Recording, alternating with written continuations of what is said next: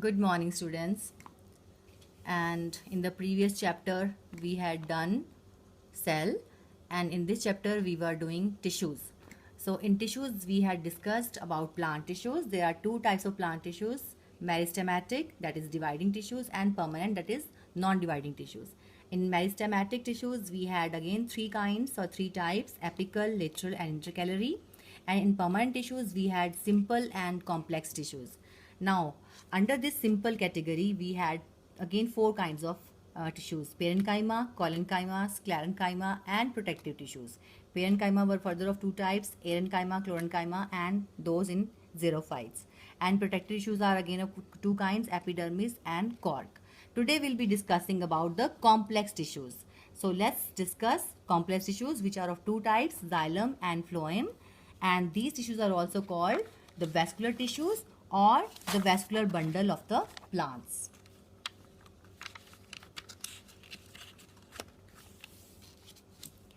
Xylem and phloem are both conducting tissues and are called vascular tissues. जैसे कि आप बेटा आपको ग्रोथ करने के लिए खाने की ज़रूरत है और पानी की ज़रूरत है. You take food, you take water also. Similarly, plants also require food and water, right?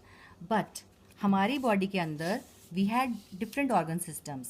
We have digestive system, which is to assimilate the food that we had taken, and then we have a heart, which is like pumping blood to all the organs or to all the organ systems. We have different kinds of organ systems which work in coordination to supply food and nutrients to each and every part of the body.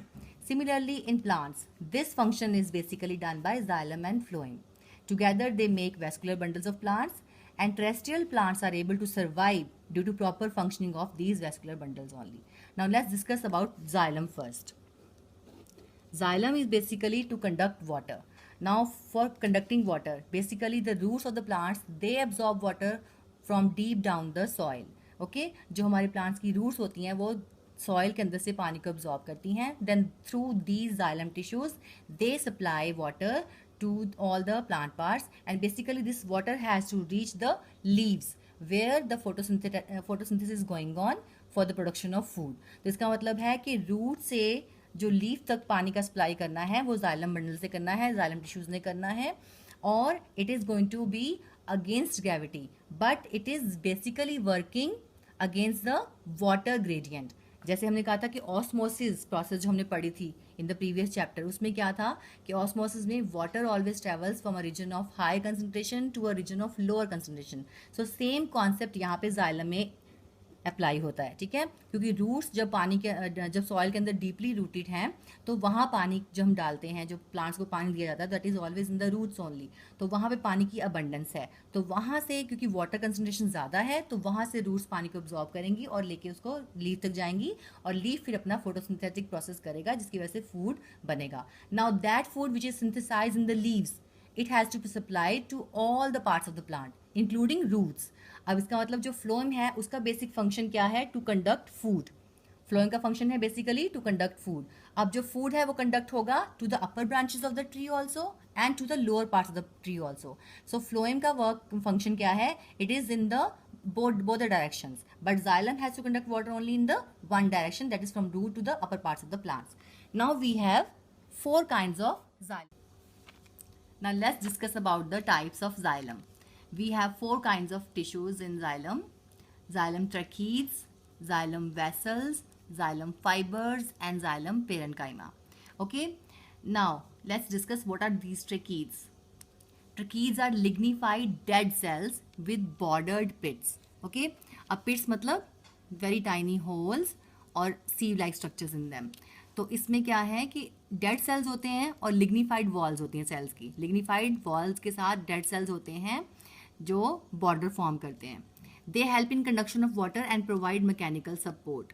Will discuss the structure in the next lecture. So lignified dead cells with bordered pits and help in conduction of water and provide mechanical support. Now xylem vessels are again dead cells made up of dead cells. They are long tubular cells with lignified cell walls again. They help in the ascent of cell sap. Cell sap means the water containing the nutrients, the minerals and the salts which are required for the growth of the plant. That is called cell sap. ascent means going in the upward direction. Okay, the upward movement of the cell sap. So xylem vessels help in the upward movement of the cell sap, and they are shorter than the tracheids, but broader than the tracheids, but shorter than the tracheids. Okay, now xylem fibers, they are again made up of dead cells. They are again lignified, thick cell walled, very narrow cavity, long narrow sclerenchymatous fibers. Their function is also basically to provide strength and protection, क्योंकि इनका जो cells होते हैं they are very long and narrow, the cavity is very small and narrow, and they are basically sclerenchymatous fibers. Okay, now xylem parenchyma, these are the only cells which are alive, which are made up of living cells, thin walled living cells, and their basic function as in parenchyma it was to store food materials, and they help in sideways conduction of water. Okay, so we had discussed xylem tissues, and there are 4 kinds of xylem tissues or cells: xylem tracheids, xylem vessels, xylem fibers, and xylem parenchyma. So let's discuss the structure of these cells.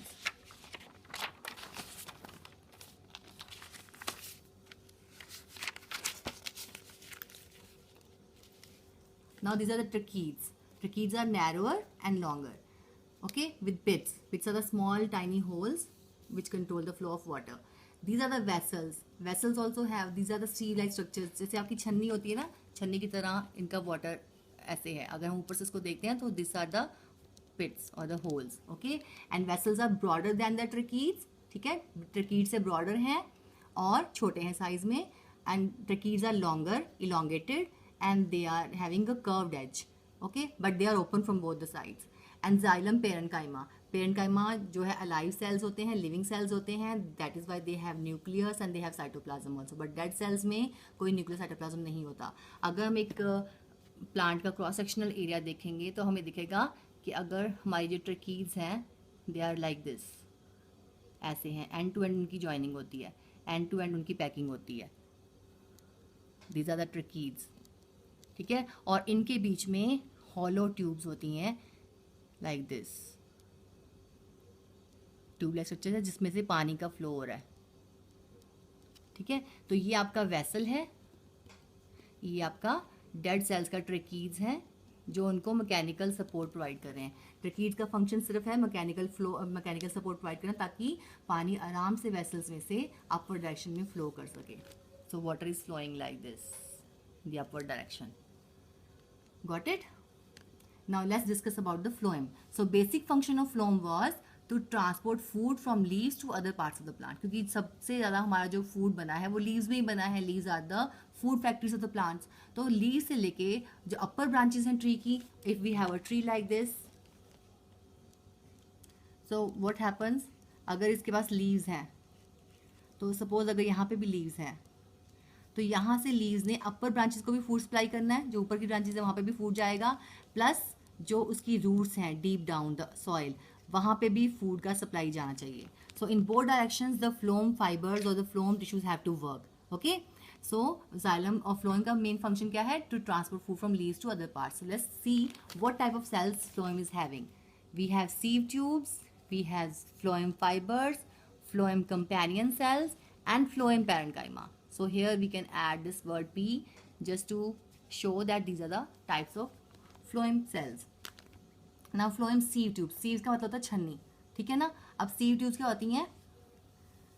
जो जिसके पास holes होते हैं और जो food material है वो filter होके upward direction या डाउनवर्ड डायरेक्शन में फ्लो कर रहा है. So these are the sieve tubes जिसमें से फूड पार्टिकल्स और फूड मटेरियल जो है अप एंड डाउन डायरेक्शन में जा रहे हैं. So living, they are living tubular cells, tube like structures होती हैं, परफोरेटेड मतलब with holes, and they are called sieve tubes and they lack nucleus. अब इसमें न्यूक्लियस नहीं है लेकिन फिर भी ये लिविंग है. क्यों? क्योंकि ये बिल्कुल कॉन्टैक्ट में है कंपेनियन सेल्स के. कंपेनियन सेल्स के पास न्यूक्लियस होता है, तो सीव ट्यूब्स और कंपेनियन जो हैं आपस में कोऑर्डिनेट करके वर्क करते हैं. तो कंपेनियन सेल्स का न्यूक्लियस है जो दोनों सेल्स के फंक्शन को हैंडल कर रहा है. Two sieve tubes are not having any nucleus but still they are living because they are placed very close to companion cells, and the nucleus of companion cells is functioning for both the cells, both the kind of cells. Okay, got it? Now we come to phloem fibers. Fibers are made up of dead cells. Basically they are dead cells and their function, क्योंकि ये dead है तो इनका main function क्या होता है, provide mechanical strength to the tissue. And basically जैसे jute, hemp, flax are the examples of phloem fibre, जो हम कितना कॉमनली यूज़ करते हैं। जूट के फाइबर से हम चीज़ें बनाते हैं, हेम्प, फ्लैक्स से हम चीज़ें बनाते हैं, तो ये फाइबर्स बहुत यूजफुल है in day to day life also. Then phloem companion cells, they are living and have nucleus. तो फ्लोएम कंपेनियन सेल्स हमेशा कहाँ पर मिलेंगे आपको, सीव ट्यूब के साथ, जैसे मैं आपको बताया था कि दे लैक न्यूक्लियस, पर इनका जो कंपेनियन सेल्स, हाँ, तो कंपेनियन सेल्स के जो पास देखिए nucleus, I have shown here that companion cells are having nucleus, they are living, even sieve tubes are also living. तो लेकिन इनके पास न्यूक्लियस नहीं है, तो this nucleus handling the function of both these, like controlling the activities of both this kind of cells. Okay, so sieve plate is like the plate with the holes, so that's why sieve plates are at the corners, and this is a sieve tube which is through which the food is flowing. Then we come to phloem parenchyma. Parenchyma again, it is always made up of living cells, and its basic function is to store and conduct food sideways. अब parenchyma का क्या function है कि उसने sideways का control करना है food का फ्लो। ये लिविंग सेल्स हैं, और जाइलम पेरेंकाइमा में भी इनका फंक्शन क्या था, to control and conduct the flow of water sideways, and similarly here also to control and conduct food sideways. तो साइड में हमेशा पेरेंकाइमा को मिलेगा जो साइड से, ताकि वो जो फ्लो ऑफ फूड है वो चैनलाइज होता रहे और फूड जो है वो स्पिल नहीं होना चाहिए। So parenchyma cells are actually protecting the, storing the food whatever is being produced और whatever is being transported, तो उसको वो स्टोर कर लेते हैं और उसको स्पिल नहीं करने देते, right. So these are kind of phloem tissues. Again let's see, phloem sieve tubes are there, phloem fibers are there, phloem companion cells are there, and phloem parenchyma is there. Okay, so these are the 4 kinds of phloem cells. Now, before proceeding to the animal tissues, let's discuss that what is the basic difference between the plant and animal tissue. हमने plant tissue तो discuss कर लिए, तो animal tissues करने से पहले हमें ये डिस्कस करना है कि प्लांट और एनिमल टिश्यू में बेसिकली डिफरेंस क्यों है। तो बेसिक फंक्शन तो उनकी लिविंग स्टाइल में ही है। प्लांट जो होते हैं वो स्टेशनरी होते हैं, and they are autotrophic, they are fixed at one point. Okay, so plant tissues में क्या है, the plants are stationary, they are fixed, so most the tissues they have are supportive which provide them the structural strength. तो उनके जो 5 tissues हैं जितने भी हैं, mostly tissues are made up of dead cells, क्योंकि उनका बेसिक फंक्शन क्या है, उनको स्ट्रक्चरल स्ट्रेंथ प्रोवाइड करना, क्योंकि वो एक ही जगह पर रहेंगे तो उनको सारी एनवायरमेंटल हार्श कंडीशंस को बेयर करना पड़ेगा, तो इसलिए उनको स्ट्रक्चरल स्ट्रेंथ की बहुत जरूरत है, that is provided by the tissues which are made up of basically dead cells. But animals have to move around in search of food and shelter, so the tissues they have, they provide them strength as well as help in other activities also, in the movement, in searching for the food. So all these kind of activities also they have to do. So उनके living cells होंगे तभी वो सारी movement और अपनी बाकी activities कर सकते हैं. Second difference, जो major difference है between plants and animal tissues is, most of the plant tissues are dead, as I said, so require less maintenance energy. जब वो टिश्यूज ही डेड हैं तो उनको कोई मेंटेनेंस एनर्जी नहीं चाहिए, ठीक है ना, क्योंकि सेल्स लिविंग होंगे तो ऑब्वियसली उनकी वेयर एंड टेयर होगी, नए सेल्स बनते रहेंगे, नए लिविंग सेल्स बनेंगे, तो उनको ज़्यादा मेंटेनेंस एनर्जी की जरूरत होती है, because most of the animal tissues are living, so require more maintenance energy. Now third point of difference is the growth in plants is limited to certain regions. आपको मैंने बताया था कि जो मेरिस्टेमेटिक टिश्यूज हैं they are basically at the apical points और lateral points और the intercalary points. तो जो ग्रोथ के पॉइंट्स हैं वो फिक्स्ड हैं, सर्टन रीजन्स में ही ग्रोथ होती है प्लांट्स की. Therefore there is differentiation of meristematic and permanent tissues, but cell growth in animals is more uniform, so there is no such differentiation. ऐसा नहीं है कि किसी पर्टिकुलर पॉइंट में अगर बॉडी ग्रो कर रही है तो पूरी की पूरी बॉडी के ऑर्गन्स, पूरी के बॉडी के लिम्स जो हैं, every internal organs also growing and multiplying, cells are multiplying inside, और सेल की जो बॉडी की ग्रोथ है वो लेंथ वाइज ब्रेथ वाइज सब जगह से हो रही है. So there is uniform is more uniform growth is there, so there is no such differentiation between meristematic and permanent tissues, right? So number 4 में क्या, plants are static, as I said, static means they are stationary, they are fixed, and they are autotrophic also, they make their own food. So tissue organization is very simple. Xylem phloem का काम क्या है, जहाँ जहाँ पे खाना बना है या पानी है वहाँ पे सारे प्लांट के पार्ट्स को पानी और खाने को सप्लाई करना. तो बेसिकली वो फंक्शन सारा जो है जाइलम फ्लोएम हैंडल कर लेते हैं, और बनाने वाले फूड लीव्स ही हैं तो वो अपना फूड बनाते रहेंगे, बाकी सारा सप्लाई करेंगे. But animals are mobile, they are moving all the time, and they are heterotrophic also, they don't make their own food. So tissue organization is very complex, different organs and organ systems are there to take care of different activities.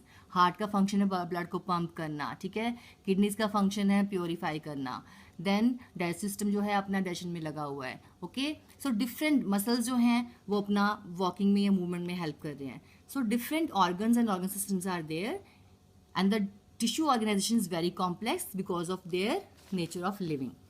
Then due to activity of meristematic tissues, क्योंकि meristematic tissues होते हैं plants में, plants continue to grow throughout their life, ठीक है, but animals they stop their growth after attaining maturity. However, repair of worn out cells or tissues is done regularly. उनमें सिर्फ repair maintenance का काम चल रहा है, लेकिन जो ग्रोथ है वो आफ्टर अटेनिंग मेच्योरिटी खत्म हो जाती है. So this is the basic difference between plant tissues and animal tissues, and because these are the basic differences between the tissues, that is why plant tissues and animal tissues are little different from each other. So in the next lecture we'll be discussing about the animal tissues. Thank you and have a